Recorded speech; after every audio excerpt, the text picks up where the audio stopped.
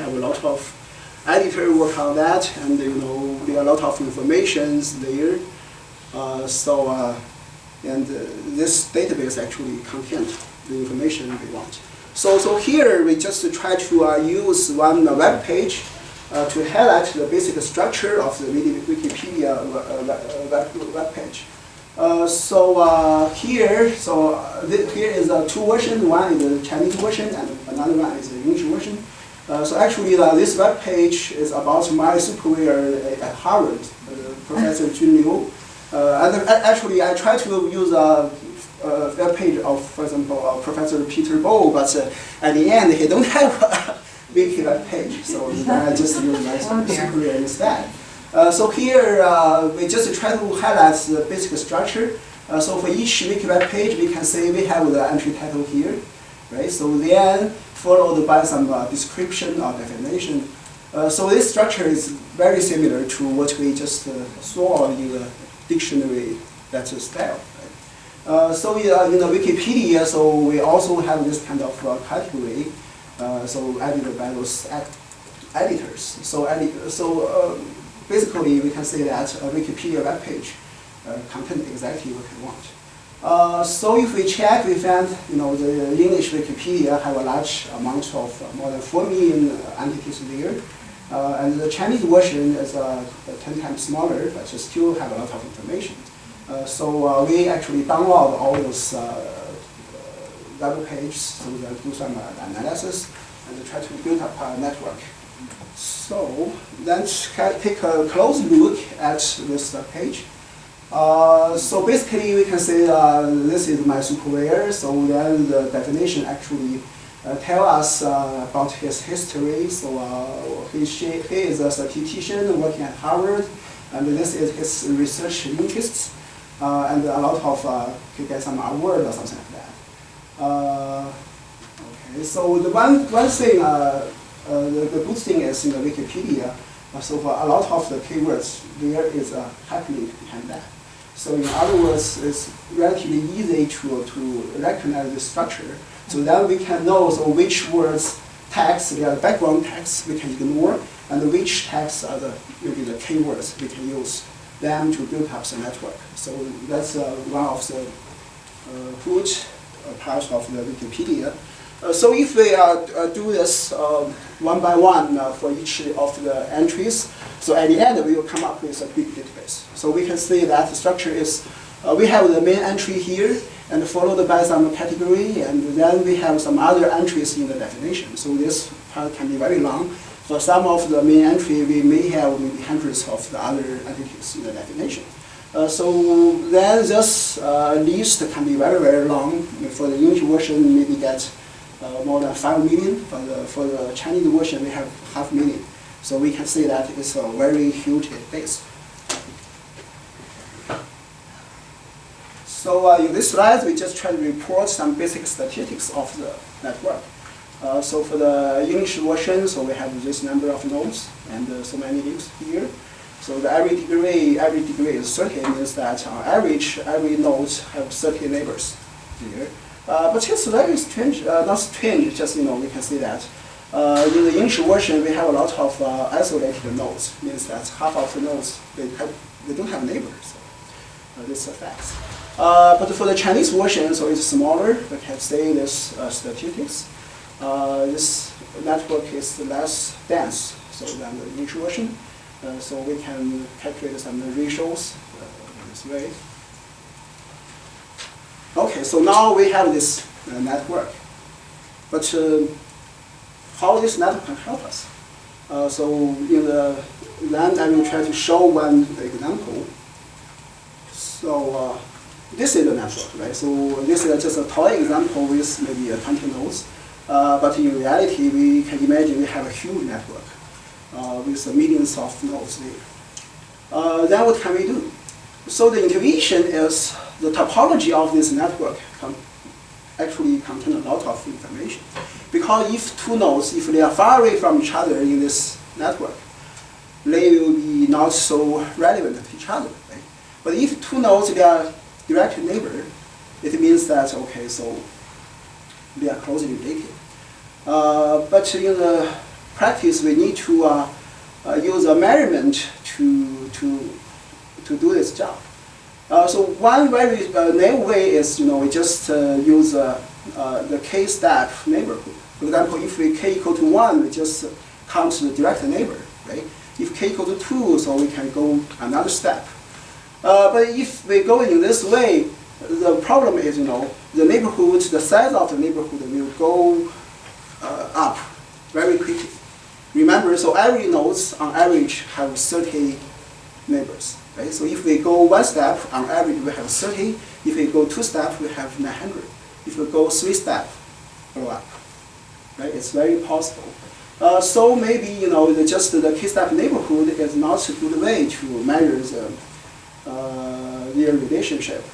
So then I just try to propose another method, so-called information neighborhood. So the idea is like this, okay? So we have one guy here. We give him some money. Okay, can I ask you a question? What is the goal behind looking at the neighborhood? The goal is, so with this structure, so actually we know how those knowledge organized in such a way. Right, so I will show you this example. If we introduce this method, then build up algorithm, so we can do the information summary and we can do some more document classification in a very efficient way. So the procedure go like this. We have one guy here, we gave him some money. So then what did he do? He can do this. Okay, so keep P% of the money. Then he distribute so the other part to his direct neighbors. A very simple procedure. So then his neighbors will receive money, right? So then every neighbor will repeat this procedure, keep P%, then give the other part to his direct neighbor. So this whole system will have this dynamics. So then after maybe many steps, the whole system will just stabilize. Then we will get a very stable distribution of the cash flow. So that's the whole idea. So it means if we get some information here, so then the information will distribute it around this network in this way. So one intuition is, so every node actually will light up his own neighborhood in certain way. Isn't this Katz's prestige? Sorry? Isn't this Katz's prestige, or the eigenvalue centrality measure? You can think in that way. So basically, we just define some transition rules. Then you can think that we just do this procedure. But the steady state, at the steady state, it's going to be eigenvector centrality. Not exactly, because in that way, actually, if you do just purely do the random work, probably that's the answer. But here we are doing the lazy version of the random work, because along this process, so every node try to keep P% of the cash flow. So that this procedure is different from the original random work, because the key difference is if we just do the random work, so then no matter we start from what kind of initial status, then the system will converge to just the stationary distribution. This is not what we want. So that's why we introduce this lazy version of the random work. Okay, so let's skip these technical details. So then the procedure will go like this. So if we have some document, so we can think that we can translate the document into a group of concepts. Then, as a procedure I displayed, so each concept will light up an information neighborhood of itself, right? Just something like this. We will light up this neighborhood. Then, so every local node will light up this neighborhood. Then if we accumulate all those lights together, we may get a net map. So that's the whole idea of this procedure. So it means that in this net map, we can say that in some local region, we have lots of image here. It's very light. But in some local region, it's very dark. We don't have too much image in this area. So then, actually, in the practice, each local area may correspond to some topics. For example, this area is about finance, and this is about politics. So because we can imagine that all those terminology related to finance, they may tend to stay together in a local region of the network, right? So then, based on this type of procedure, we can illustrate one document in this way. So then I will show you, so if we do this, we can do some very fancy results. Sorry that this is still a Chinese example. This is my superior, Professor Jun Liu at Harvard. So I just randomly pick up one news article about him. This picture maybe takes 20 years ago. At the time they were very young. So this is the full body of the text. So if we just pick up all those keywords from the text, from the documents, and convert the document into a bag of words, this is what we can get. We have the name and we have the other stuff here. So to make the example very extreme, we just remove his name. So then we get another bag of words here. So then we try that. Okay, so this is his example. To do the comparison, so we pick up another news article for this is the Professor Xi Honglin. So she is also a Harvard professor, and I pick up her because she shared a very similar career path with Professor Jun Liu. Both of them are statisticians, are Harvard professors. Both of them studied in Tsinghua University 20 years ago, so they share a very similar career path. So then if we take this news article, translate it into a bag of words, this is what we can get. So then we just try the procedure, so we get the net map. So actually the net map in the original version is just, we have the weight on each node. So every of these atoms is a node in the network, and we can calculate the weight of this one. Then we can get this. So the interesting thing is, okay, so originally we remove the name Liu Jun from the input. In the input we don't have this information, we don't know this word. But at the end, this word is ranked very top because it has a large weight. Why? Because, okay, all those terms are directly related to Jun Liu based on this Wikipedia network. Right? Because this guy, this word, so Jun also received this word. So this one and this one, they have a link. This one and this one, they also have a link. So most of the input information so have a link with this entity. So even though this entity itself does not in that bag of words, but at the end, we will see some enrichment of the information with it. So then in other words, what do we know? It means that at the end, with the help of this concept network, the computer actually figure out what is this article about. This is about these people, right? Because if we just scan through this list to find what's the people, what's the name, so on the top of the list, we will catch this one, right? So in this way, we can argue that with help of the network, the computer somehow gets some intelligence. And this Professor Xi Honglin gets a very similar weight because, as I explained, they share a very similar career path and they have very similar results.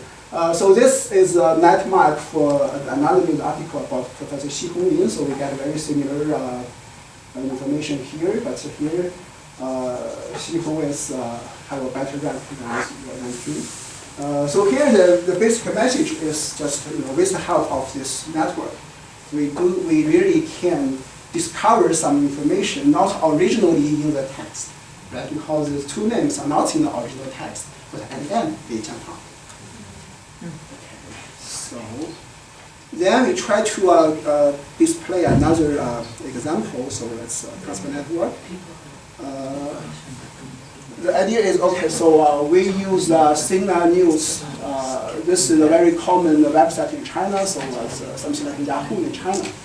So the procedure is like this. So we pick up 14 news categories here in one particular day. So each of them we can illustrate in this way. So this, for example, this is about NBA news. So the news just like this. So what we can do is we can precisely repeat all this procedure. Then we can translate every document into the light map in this way. So because we pick up this 14 category, because each of this category itself is a node in the Wikipedia network. Because in the Chinese version, if you search 军事, so military things, then there is a Wikipedia web page there. So actually, we can say what's the information neighborhood of this node in the Wikipedia network. We can take a look at this. And then the whole procedure going this way. For example, if we pick up this newspaper, then we just translate the newspaper into a bag of words. Some of the words, they don't have, they are not known in the Wiki network, so we just ignore them. So this is all those effective words there. Then we can say, so what's the effective words in this news article? For the first one, we have China, is 13 times, Russia 6 times, and something like this. Okay, this is just the effective words. Can I ask a question too? Yeah. Is the important word based on the fact that there's a link in the article? Those words? Yeah. No. So for this part, I just manually pick up those words. Oh, okay. But I will show you later that actually we have a program that can do this automatically. For this particular example, so I just manually pick up this news article because every article is very short. Okay. Yeah, okay. I just wanted to make sure that I understood. So each of these columns is a document. Yeah, it's different bag news of words. Yeah, we have 14 articles. Each article is corresponding to a bag of words. And what have you highlighted in red? I think the red is, they are the same. So this is England soccer game, and this one is the same. So I just show you it means that this task is not so trivial, because the purpose of this study is we try to do a classification. Means that based on this bag of words, we will know what's the true category behind this article. But if the category itself, appeared many times, then the problem will become trivial, right? Because we are talking about the limitary, and the limitary, the word itself, appeared many times in the article, then this problem will be obvious. But here I just try to show that its problem is not so obvious, because the title, the category itself, is not a very high frequency, not a high frequency word in this bag of words. How do we know that those are the titles of the documents? That those are the topics of the documents? Because this originally come from this website. The website, the editors, they define the category. Then I just treat this as a ground truth. But you arbitrarily picked up the keywords? Yeah, arbitrarily pick up it. Yeah. At random? Yeah, something just that day I just pick up just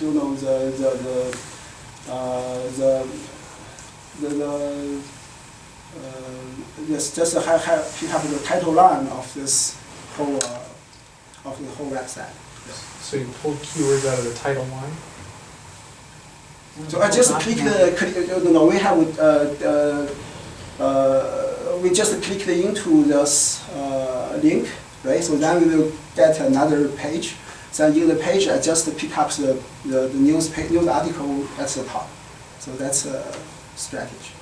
Yeah. So in other way, so this document is selected in a very random way, arbitrarily. Okay.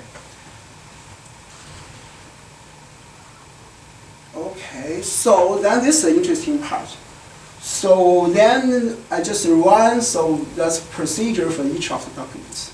Then at the end, we will get a net map for each of this document, right?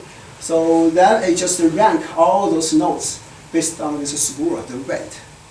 So that's surprisingly, we can say those things this is a true category. Most of them went to the top. So just, sorry, I'm just having trouble following exactly what you're doing. So you have these weights that you've computed in your night map method Yeah. that are associated with nodes. Yeah. And out of all of the keywords, you're finding the one that has the highest weight. Yeah. Okay, so you're identifying a word in the keywords bag of words that is the highest weight, and you're using that as the proxy for the topic. Yeah. Okay. Yeah. It means that this intuitively is easy to understand because this 军事 military, so it's just one single node in the network. If we talk, this article is talking about military things, so most of the words is just from this neighborhood, right? So in this way, if we do the calculation, it's understandable that this one will receive most weight. So we do pretty good job. It means that we have 14 category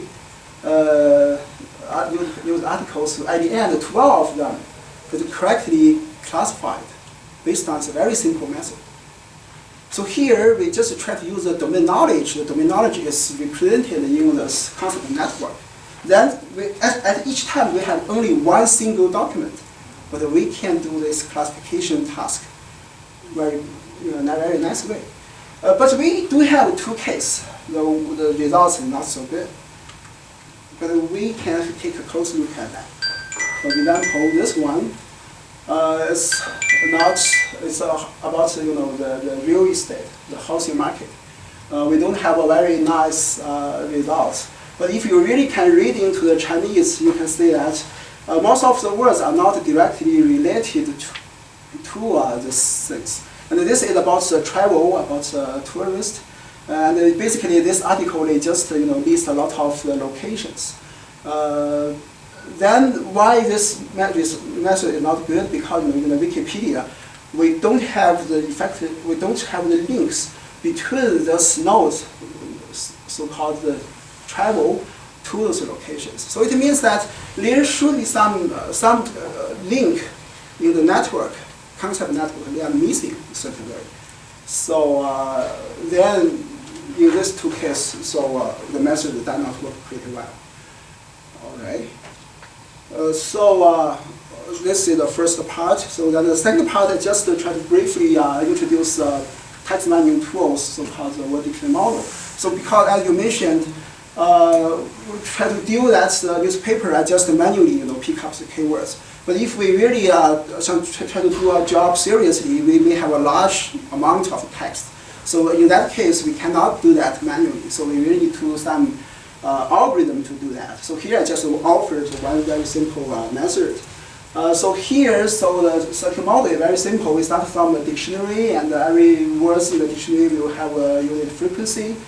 So the procedure is just like we have a monkey here. So every time the monkey randomly pick up one word with respect to his frequency, so then they put them together, then we generate a sentence. For example, for this Chinese sentence, 王实为参知政事, right? We can generate it in two different ways based on this current dictionary. So the different generation method have different weight. Okay, so let's go quickly. So definitely, this model is very simple. It's definitely wrong because nobody really writes the text in this way. But this is a very famous statistician who said that essentially amounts are wrong, some are useful.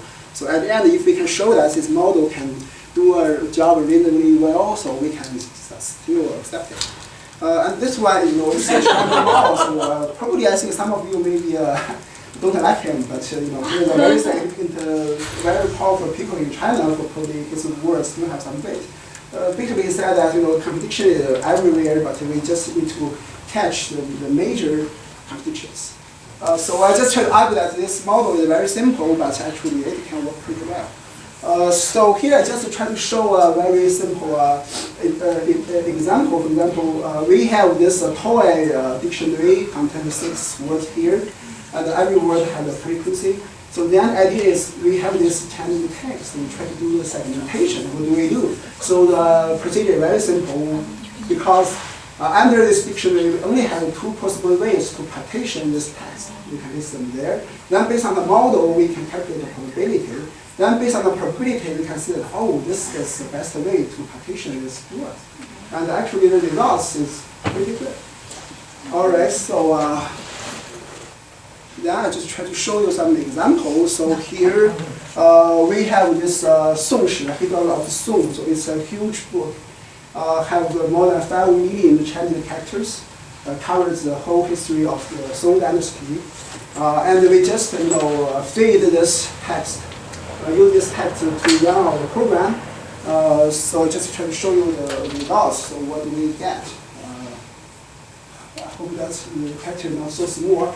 So at the end, the algorithm can give us a list of the keywords discovered from this text.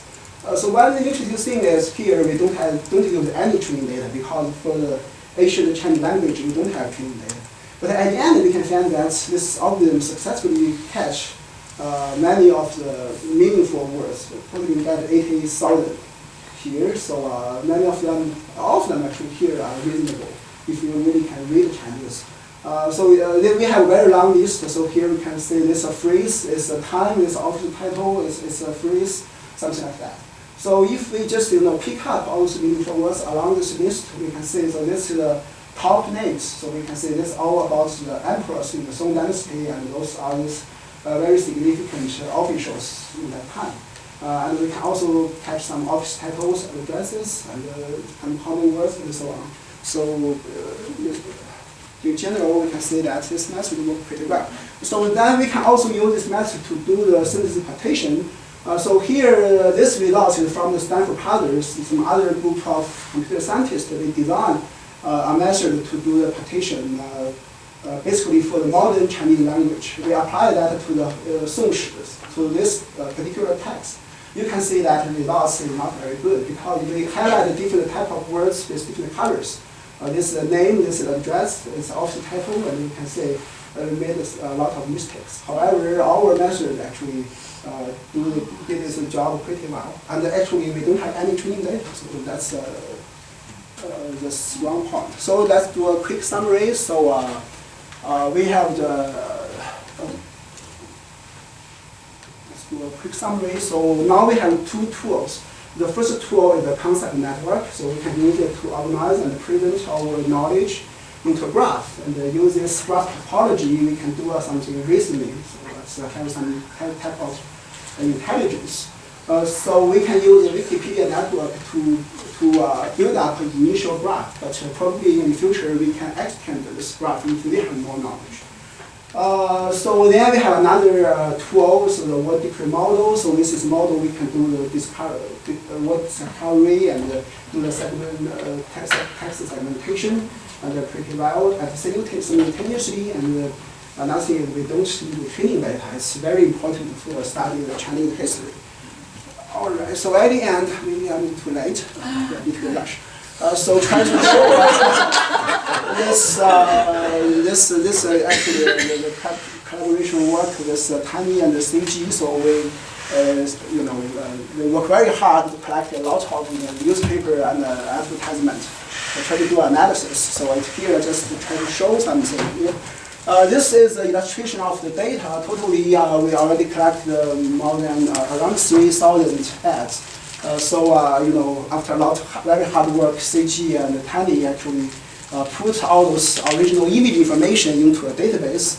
So here you can see we have different brands and a lot of other information, and then we have a full text in this ad. So full text means here, it's a picture, but there are a lot of text there. We just input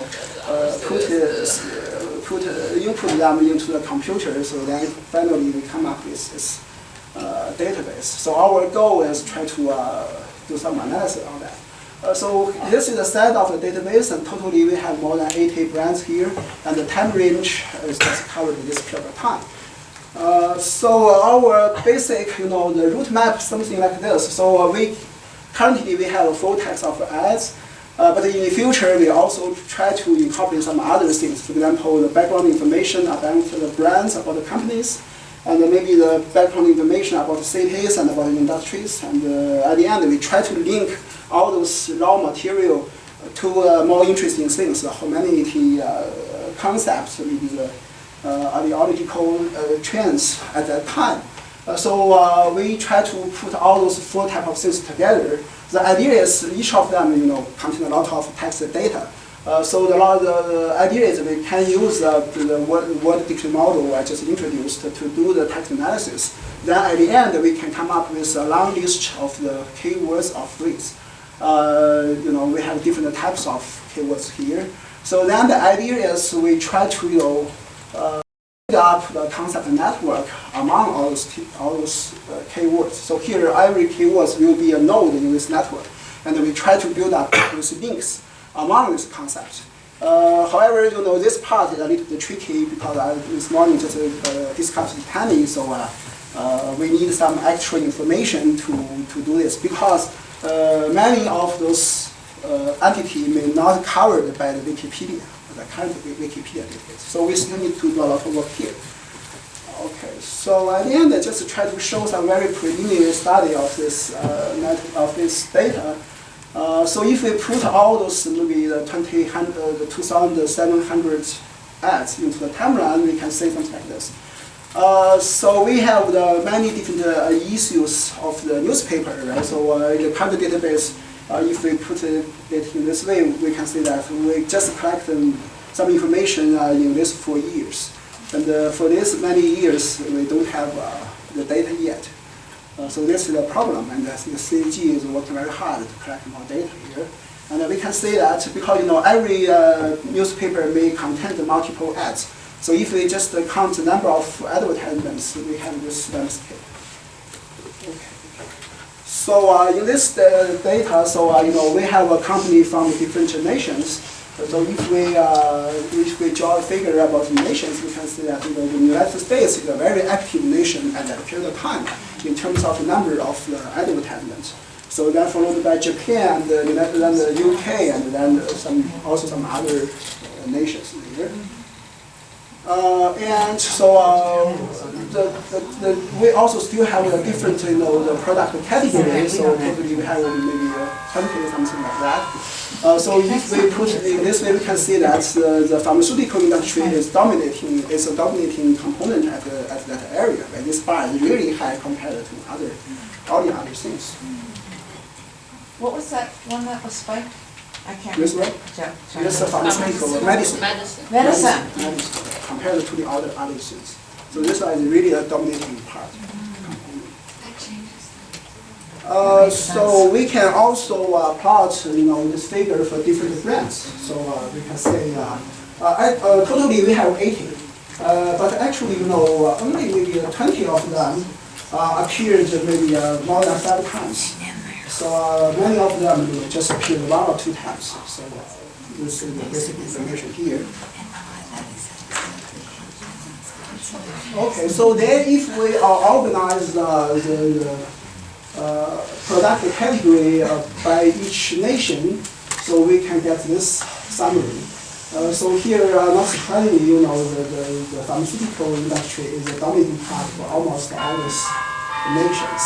But we can see that Japan somehow show a more balanced cover for different industries. The China, we basically about the medicines, very few other things. So this figure just tells us, okay, maybe one company you may run different brands. So we can say that most of the companies, so they just run one brand. But we do say there are a few companies, they own maybe multiple brands. So this one is Deng. Yeah, this company have 6 brands in the market. So it's a very active company. So another thing is, okay, if we plot the number of ads by different nations with the timeline, so we can say, because behind this time point, it's not very meaningful because we know that most of the information is concentrated on 4 years. Right? But we can see some very strong signals. So here, For the United Kingdom, it's very strange that during these 2 years, the number of ads dropped significantly. So I don't know what's the reason behind that. Maybe it's because of the selection bias of the data, but probably Tammy can give some comments later. So this is just a very preliminary study of this data. So at the end, I just try to thank my team. So this is my supervisor, Professor Jim Liu at Harvard, and this Professor Peter Bo. And those Simon Han and Yang Li, they are the PhD students in our group. Actually, Simon is my wife. We work together and they bring a lot of support. And at the end, we also, this work is supported by our NSF grant. So thank you very much.